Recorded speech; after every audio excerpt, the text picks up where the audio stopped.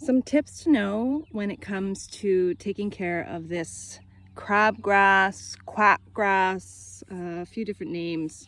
Regardless, it is a very prolific grass. It is a very invasive grass, but there are some really key things to know about it. Just pulling at it and ripping off its roots like that is not going to do it, because this plant grows through its root system, through the rhizomes. And if you just pull at it, it actually stimulates it to grow even more. And where it breaks off is going to be where it starts to create new shoots.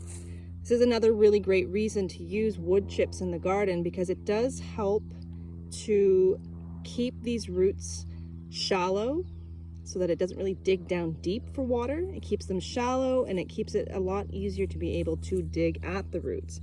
And that's really what it comes down to. With this kind of grass, you need to dig down. A garden fork or a pitchfork or something like that is really helpful. It's also really helpful to do it after there has been a rain. If you're really leaving it for dry conditions, it's harder to pull out. They're really sort of just gripped in there. So after a rain is a great time to get out to try and manage some of this. With a fork, if I don't have one here with me obviously right now, but this is just for an example. You would loosen it right up from the base, sticking down here. And you really do want to try and follow its root system through. I've got a lot of this in my own home garden, and I typically will like to get a podcast on. You can listen to music and just sit there and keep plugging away. So you can see here this little white bit, that is yet another blade of grass that's going to come up. So it will create its root system, and it will follow all its way through and just keep popping up everywhere. So yeah, you really have to try. It can be very satisfying when you start pulling up an entire root system and you follow it and you follow it and you see like you got a really big chunk of it. And then you see more sticking up here and you can pull it out. Now it will reroot itself. So if you do just leave it on the ground in favorable conditions, it could just continue to reroot. So, get it out, put it in its own pile, make sure to have that the roots actually are the things that dry out so that it can die. But yeah, when you're up here at the community garden, and if you were able to come up and do a little bit of weeding, helping to remove this quack grass is a big part of just maintaining the garden. And see there it all is. There's the big root section. So yeah, just pulling at it is not going to quite cut it. It looks better, but it will come back every time more fierce and stronger. So, you just pick a section and do that one section really well. Now it's going to be always hard because we're contending with grass along a fence line, and that's probably going to be the same for most people's garden. It's always going to encroach from the lawn.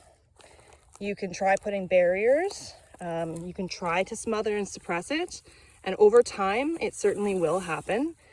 This grass really comes down to keeping on top of it, stopping it from going to seed, and keeping at it as it keeps growing. And you just want to keep weakening the plant, stopping its green growth so that it can't put more energy into its root system. So you keep at it, and eventually you will really keep it under control.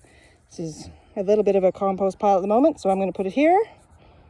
But that is a really great way to give a hand to the community teaching garden.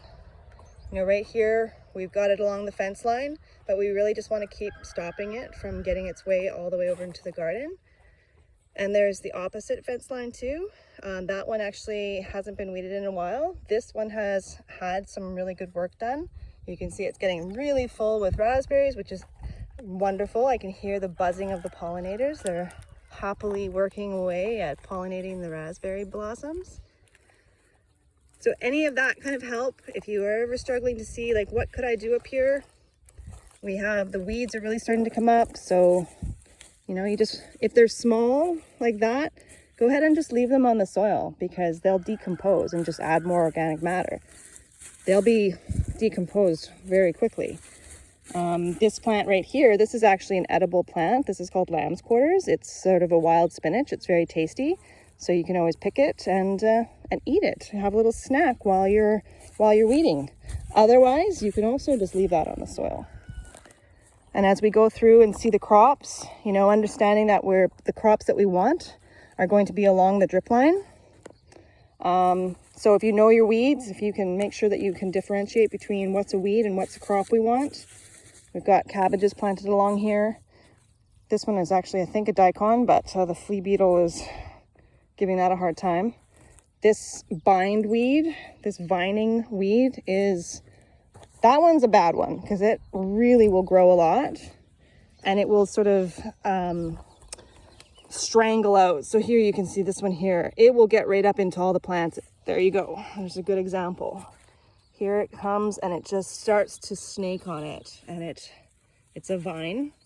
It's very easy to pull out, but that one is definitely one that we want to get rid of in the garden. And if you can keep on top of the weeds before they go to seed, that's really just so beneficial for the garden as a whole, for your compost, so that you can avoid weed seeds in your garden, so that when you're using your compost year after year, if you're not getting it hot enough, you may not kill those weed seeds. And so you're going to always have new weeds popping up as you apply compost, unless you can keep on top of it and don't let them go to seed.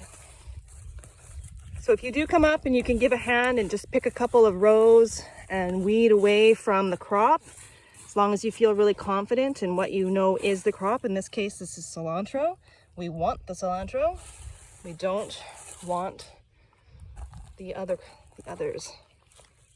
Like I said, you can eat the lamb's quarters, but otherwise, I'm just going to get rid of all of these and just keep. I'm happy to have them just lay on the soil like that. I think that's some sort of radish. So we can, if you're ever unsure, you can just let it keep growing until we can really see exactly what it is. This one we don't want. And we'd be very happy to have your help.